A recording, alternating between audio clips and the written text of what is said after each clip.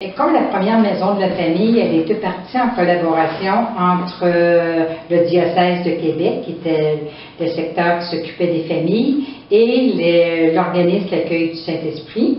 C'est les mêmes personnes qui sont à la base de la Maison de la famille Rive-Sud, c'est-à-dire que Pierre-Yves, Cécile Fizet, qui travaillait pour le diocèse à ce moment-là, et les gens de l'Accueil du Saint-Esprit, on a formé un comité. Toute cette équipe-là, on s'est réunis pendant, je dirais, 8-9 mois, et on a élaboré le projet. On avait déjà un modèle, ça allait mieux, mais après ça, ça a été la recherche de la maison. La journée où on l'a eu, on a eu le bonheur de chercher des meubles, de la meubler, puis de placer la pancarte, puis de l'ouvrir.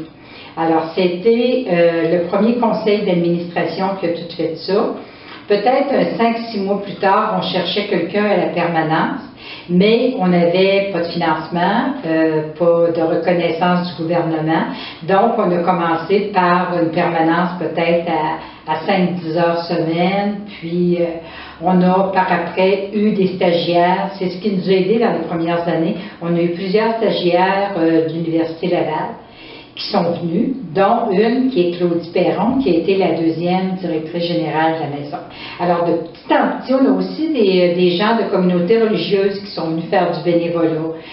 Sœur Berthe, au début, qui a été une pionnière, qui venait 4 jours semaine, qui est de la congrégation Notre-Dame. On avait Rose-Hélène aussi, qui était de la congrégation Notre-Dame du Bon Conseil.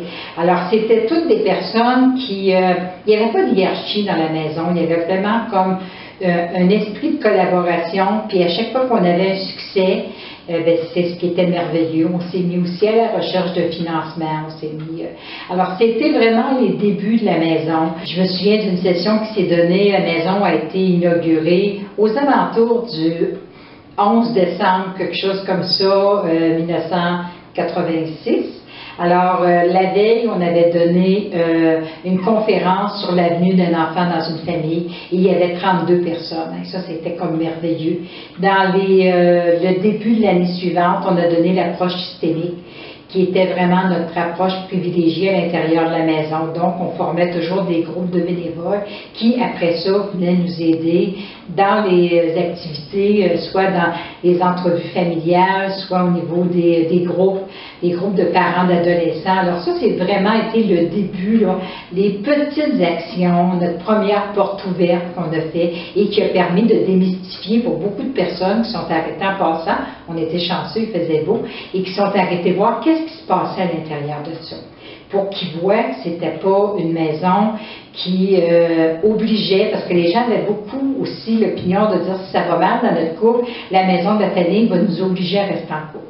Ça, c'était aussi des préjugés qu'on entendait souvent, tu sais, où ils vont nous dire qu'on n'est pas des bons parents.